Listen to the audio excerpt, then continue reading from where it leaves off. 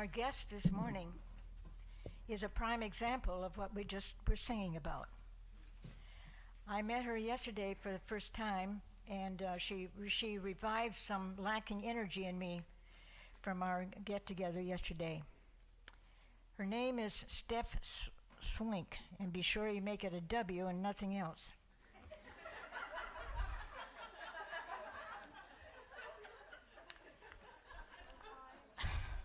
She's been a licensed practitioner and a loving life coach for 19 years. And I put my addition together and discovered that in another year or so she will also become a one of those things that... Yes, thank you. An emeritus. Yes. Yes. She is the personal assistant to the author and New Thought guru, Louise Hay. And she acted as a frequent guest writer for her in her Dear Louise column. And she now writes her own popular advice column, Ask Stef, published monthly in the Science of Mind magazine. Now I noticed that there's some, I checked out October, and she's in there, and there's some copies back there if you want to catch up with what she's been writing. Through spiritual counseling and mentoring, as well as workshop, class, and retreat facilitations, Stef powerfully assists others in dismantling false beliefs and limitations, thereby creating deeply fulfilling lives they love. I was impressed, and I know you're going to be, so hold on to your seats. And Stephanie, Stef, would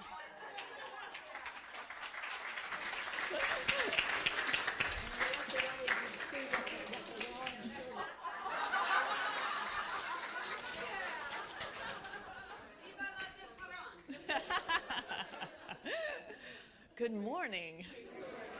Wow. There's some awesome energy in here. And lots of it. Lots of it. Wow.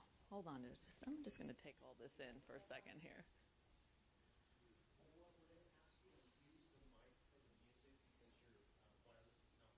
Okay.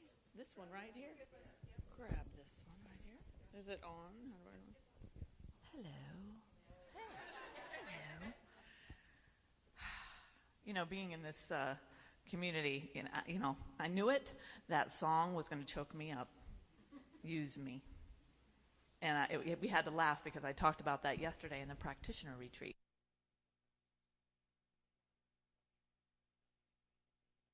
Movement, the science of mind and spirit, seems to me over all these years to be evolving from there's a power in the universe that I can use to there's a power in the universe that can use me. So I get all choked up when I think about that because that's happening right here and right now.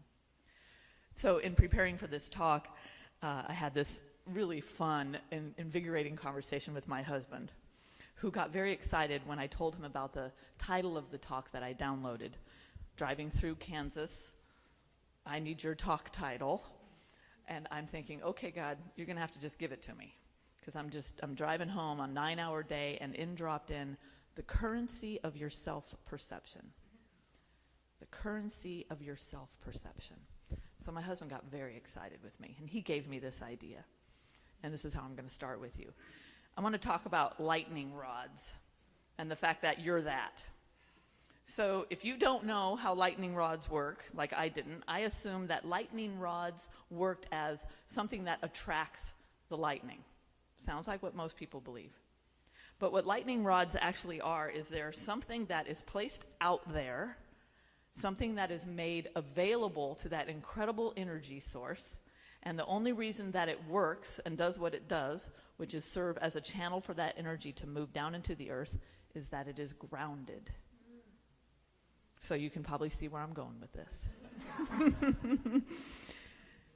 So the thing about that is that being lightning rods for God requires us to be available, to put ourselves out there, to be vulnerable. And when I talk about this, I'm talking about something that is going on all the time anyway. So whether you're aware of it, whether you're consciously putting yourself out there into the world to be a conduit of divine energy, it's happening anyway. So when I think about this, I'm going to this place where I realized that the only thing that I believe that limits that current moving through us, that current of energy, is our self-perception. It's that conversation that we have in our heads, the one that we don't even, most of the time, find ourselves consciously aware of. Anything that starts with I am and follows that is a story you're making up in your head, right? And we do it all the time. So take a breath. Yes, somebody just did that up here front. Taking a breath, that conversation that we have. And simultaneously, however, no matter how long we've had a conversation, even if it's a limited one about who we think we are, it doesn't change the truth. So at any moment, at any point in time, we can, quote unquote, be struck by lightning. I'll have you know that I did some research. I thought, I'm going to find a really juicy story to bring this home. And I went online and I looked up stories of people who have survived lightning strikes. I decided not to share any of those stories. I was like, oh, that's not where we're going. Although, I will say that sometimes it can feel like when we really get jolted with the truth, that it can hurt sometimes. And that's okay. There's something about the awakening process that I am so committed to, awakening to lives that we love, that it is imperative to include what we love, those things that are difficult, including the stories that we've had about ourselves that are painful. Those too are allowed. So, you can see where I'm going with this currency of your self-perception. And one of the ways that I had fun with this, and my husband and I did together, was talking about the word current.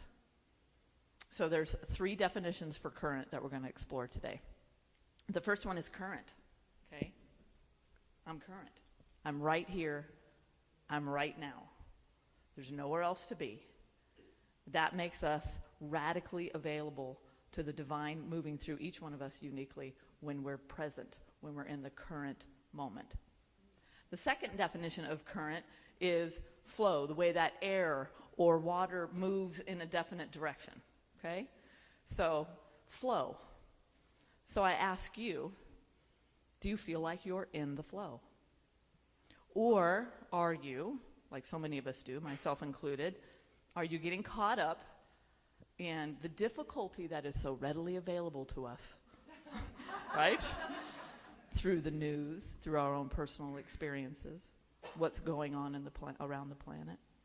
Do you then close or cling to the side of the river? My mentor, an old friend and employer, as you mentioned, as you heard, was Louise Hay, a very famous author in this movement. And she was a piece of work to work with, I will tell you that. And she was a beautiful being. She passed away very recently at the age of 90. And one of the things that she taught me was about that flow, that current of energy. She said, are you going to the infinite river of the abundance of life with a teacup or a thimble or a fire hose?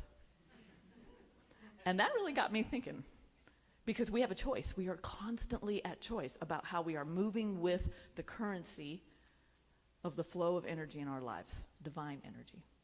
So I thought about this actually this morning. We laugh about how we get so prepared for this sort of thing, something that we're going to offer and give of ourselves, and then Spirit just says, nice try, I'm going to do this. So this morning what I realized was, even though I'm not a huge fan of oil pipelines, I am a fan of a pipeline, going into that place where Louise suggested, setting up a pipeline in our consciousness to be the conduits that we are designed to be. I love all of you. I haven't met all of you, but I love all of you. And I want to say that as I preface what I'm about to say, which is, in a way, I don't care about what you have been through. I only care about who you are right now. And the decision that you made to come here today, the decision that many people made to say yes to my saying, can I come and share my heart with you? That decision, that presence, that is making you available to the good that is yours. So I don't care about the stories that you've had about yourself. I only care about the current that you're in with me right now, and where I am determined that it is carrying you forward from here. So the third definition of current, the currency, and I love this one. I love that money is called currency. So think about that. Current is energy in motion. So in essence, financial good, financial flow is energy in motion. Boy, do we make up a lot of stories about that. And a lot of stories about our connection to it. But I love what one of my teachers has said to me about the definition of the word abundance. It doesn't necessarily only mean financial by any stretch. Abundance, take this in, nice deep breath. Abundance is overflowing good. Overflowing good. Not just enough, but more than enough. And the more that you receive that good, the more that you just make a decision in the current moment that you are available to it, that you deserve it, that you're not going to buy into those old stories of limitation, you make yourself available. You become the pipeline or the lightning rod for that good. Nothing holds it back. You agree with me? I'm seeing some head nodding. That's really good. So, this is so good. This is another thing that dropped in this morning that I want to share with you. I love Meister Eckhart. If you haven't read or familiarized yourself with Meister Eckhart, I highly recommend that you do. So in taking in this idea that we are conduits of the divine, I'm just going to ask you to close your eyes for a moment as I read to you a few words of Meister Eckhart's. And know that this applies directly to you. The name of the poem, the title is To See as God Sees. It is your destiny to see as God sees, to know as God knows, to feel as God feels.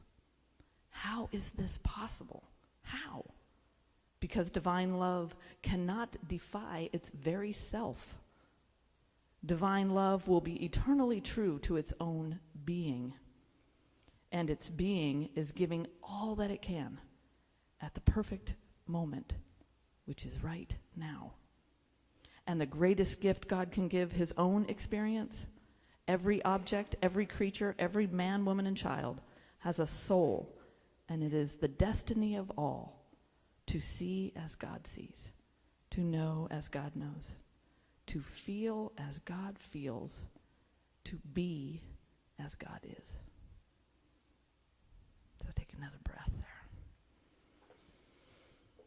You know those stories that I was talking about, boy, I can relate. And once again, some of this just dropped in this morning at breakfast with Sherry. I was thinking about a story that I might share with you about this, just to kind of bring it home to a personal place. So once upon a time, there was this little, scrawny, wild-haired little girl.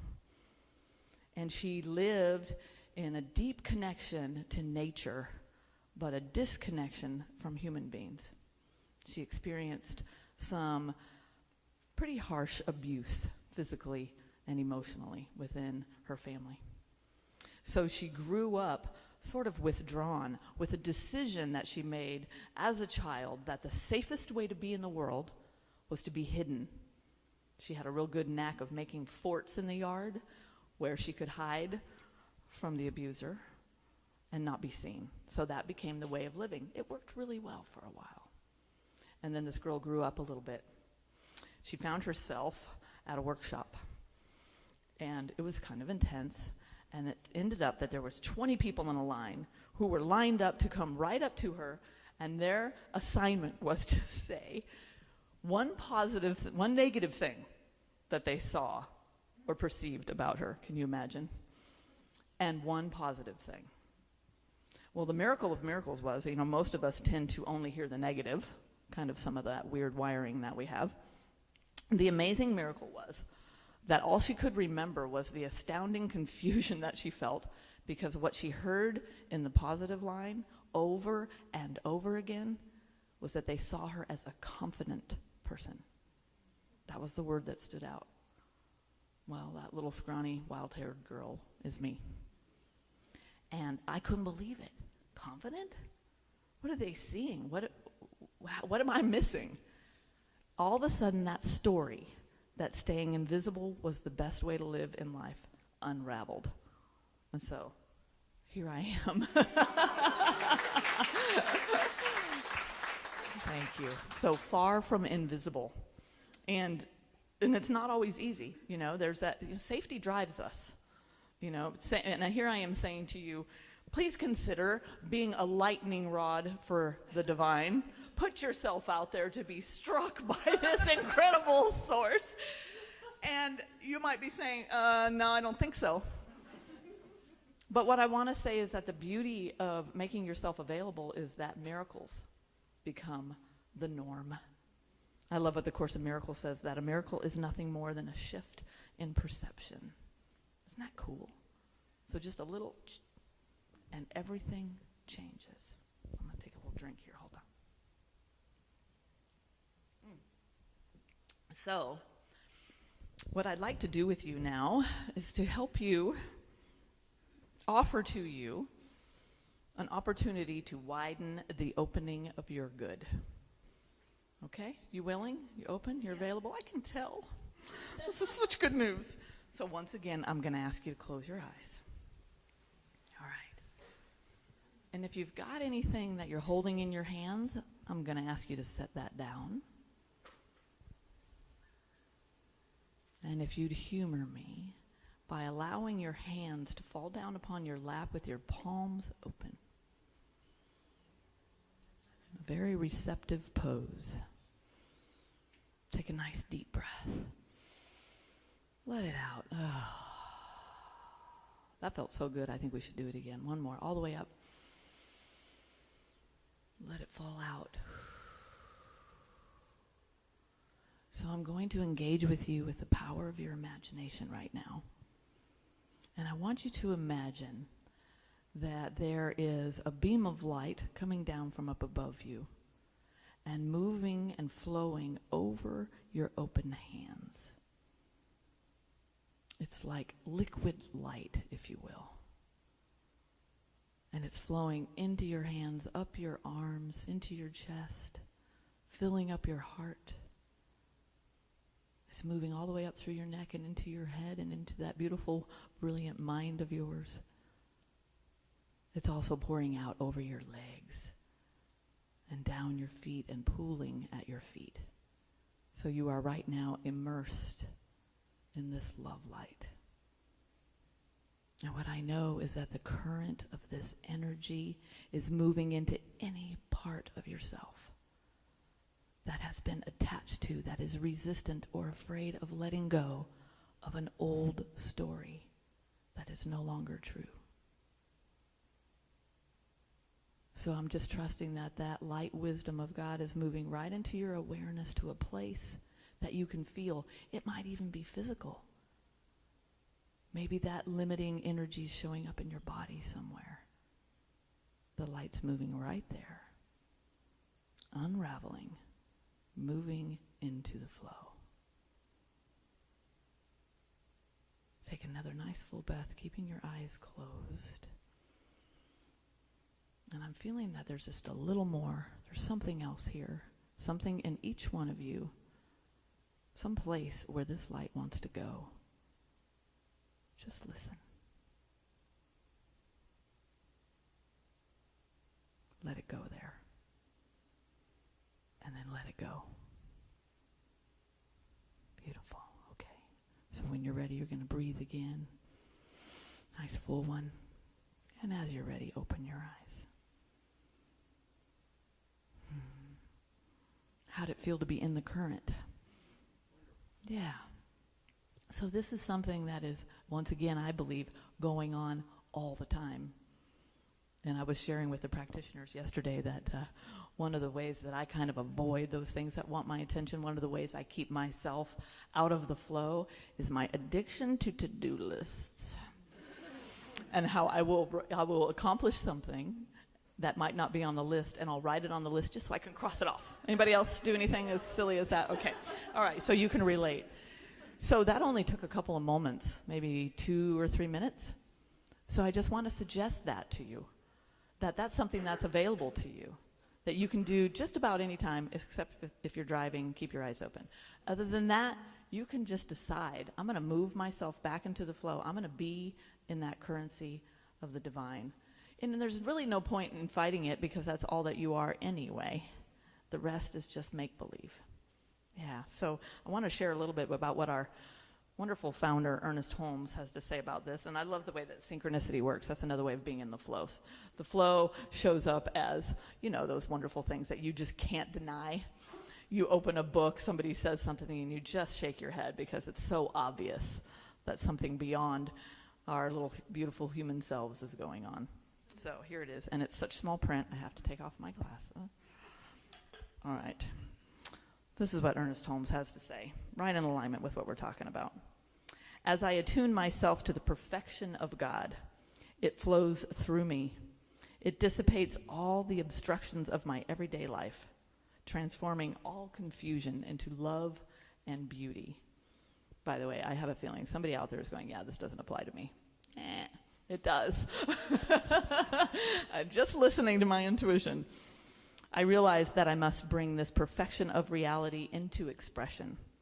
For the mind and heart, get this, okay, just take this line in. This is all you take with you from today, this is it.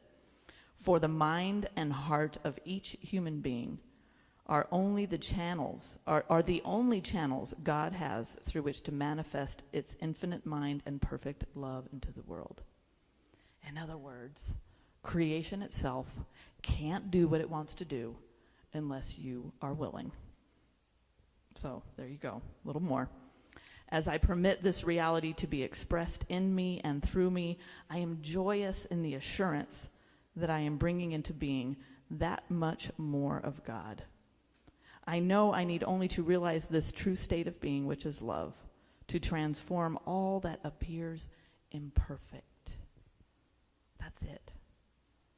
Love is that which is real, complete harmony, and I am that. Yeah. So, I want to make sure I didn't leave any other juicy goodness out. No, I didn't. So I just want to ask you to ask yourself, are you willing? Are you willing to let go of the story that says that you're not a part of it all? And I want to say that means all of it. All of it. The difficulty that you see on the news, you're a part of that. And the opportunity that each one of us has is to make the decision that we are going to be points of light, we're going to be lightning rods of good because we are that anyway, and just decide that we have that power and to wield it however we can, which might look just like smiling at a stranger. So, let's go into prayer now. So how delicious it is to be here together, to be in this space that is holy and sacred and amplified in the beauty and the love light of the divine because we are together. The infinite knows exactly what it is doing throughout its creation, and it decided in that infinite wisdom to reveal itself, to manifest itself, to express itself as each one of us. Spirit in all of its loving glory and infinite creation could not be its complete, incredible self if it was not for each point of life, and that is who we are. And so I take a stand here today with my heart open and my mind open to take a stand in consciousness and partnership with each person here, each person hearing these words, and I recognize and know that the old limiting stories are falling away. There is no resistance. They're just joyfully relieved to let go, and they go. And each one of us then is moving into that current, into that flow, allowing that overflowing good to reveal itself all throughout our lives. Again, no resistance. And that overflowing good, that abundance of the divine nurtures us, brings us opportunities to express the truth of who we are without apology. And we shine.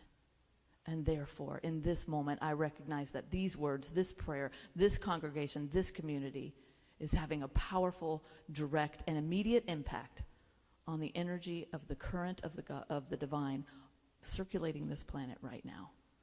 Moving like that light that we allowed to move into our bodies. We are that love light moving throughout this planet, touching into those places of pain or fear and transforming them.